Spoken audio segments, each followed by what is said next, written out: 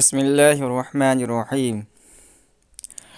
آج ہم آمد نامہ کے سبق نمبر 14 کو پڑھیں گے۔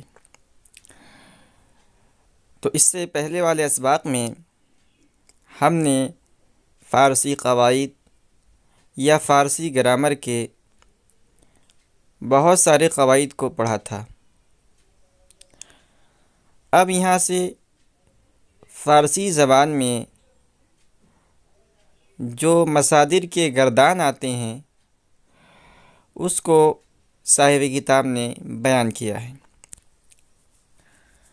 تو اس کے لیے انہوں نے عنوان قائم کیا ہے صرف کبیر۔ صرف یہ عربی زبان کا لفظ ہے اور اس کے معنی آتے ہیں گردان کے، اور کبیر یہ بھی عربی زبان کا لفظ ہے، اس کے معنی آتے ہیں بڑے کے۔ تو صرف کبیر کا مطلب ہوگا بڑے گردان۔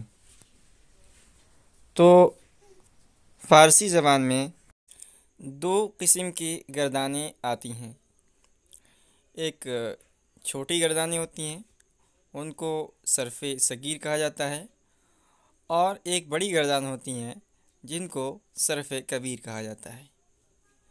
یہاں سے صاحب کتاب بڑی گردان یعنی صرف کبیر کو بیان کر رہے ہیں۔ تو ہم نے آپ کو شروع کتاب میں بتایا تھا کہ فارسی زبان میں جو صیغے آتے ہیں یا جو گردانیں ہوتی ہیں وہ کل 6 ہیں، یعنی کل 6 صیغے ہوتے ہیں: واحد غائب، جمع غائب،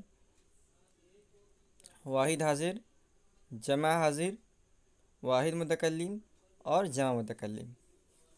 تو یہاں انہوں نے سب سے پہلے مصدر کو دیا ہے، اس کے بعد حاصل مصدر کو دیا ہے، اور اس کے بعد فعل ماضی کی جو اقسام ہیں ماضی مطلق، ماضی قریب، ماضی بعید، ان سے جو گردانیں ہیں ان کو ترتیب وار دیا ہے اور ان کے معنی اور ترجمے کو بھی ذکر کر دیا ہے۔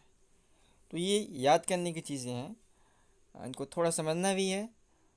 اجمالی طور پر ہم نے آپ کو سمجھا دیا اور اصل ان کو یاد کرنا ہے۔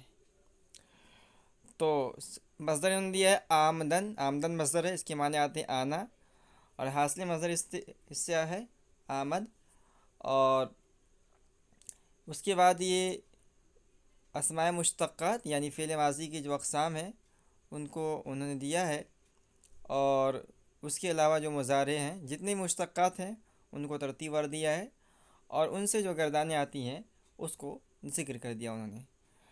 تو ماضی مطلق، اگر آمدن مصدر سے ماضی مطلق گردان ہوں گی: آمد، وہ آیا، آمدن، وہ سب آئے، آمدی، تو آیا، آمدید، تم سب آئے، آمدم، میں آیا، آمدیم، ہم سب آئے۔ تو اس طرح ایک ایک کر کے دیا انہوں نے۔ ہم نے جو قواعد کو پڑھا تھا یعنی ماضی مطلق کے بنانے کا قاعدہ، ماضی قریب کے بنانے کا قاعدہ، تو ان قواعد کو پڑھنے کے بعد ہم اجمالی طور پر ان قواعد سے ماضی مطلق، ماضی قریب وغیرہ کے گردان اجمالی طور پر ہم نے سمجھ لیا تھا، مگر جب ہم اس طرح ترتیب وار پڑھ لیں گے اور اس کو زبانی یاد کر لیں گے تو وہ گردانیں جن کو ہم نے قواعد کی شکل میں بنایا تھا، پڑھا تھا ذہن کے اندر، وہ اوقاف ذہن ہو جائیں گے، ذہن کے اندر نقش ہو جائیں گے۔ تو ماضی قریب ہے دوسری قسم، یا کہہ لیں اسماء مشتقات میں سے دوسرا ہے ماضی قریب۔ اس سے گردان ہے آمدہ است، وہ آیا، آمدہ ان، وہ سب آئے ہیں، آمدہ، تو آیا ہے، آمدہ عید، تم سب آئے ہو، آمدہ ام، میں آیا ہوں، آمدہ ایم، وہ سب آئے ہیں، یعنی ہم سب آئے ہیں، غلط ہے، جمع متکلم کا صیغہ ہے، آمدہ ایم، ہم سب آئے ہیں۔ اس کے بعد ہے ماضی بعید۔ تو ماضی بعید کے اندر یعنی ماضی بعید بود لگا کر بنایا جاتا ہے۔ تو آمدہ بود، وہ آیا، آمدہ بودن، وہ سب آئے، آمدہ بود، وہ آیا تھا، آمدہ بودن، وہ سب آئے تھے، آمدہ بودی، تو آیا تھا، آمدہ بودید، تم سب آئے تھے، آمدہ بودم میں آیا تھا، آمدہ بودم ہم سب آئے تھے۔ اس کے بعد ہے ماضی ناتمام،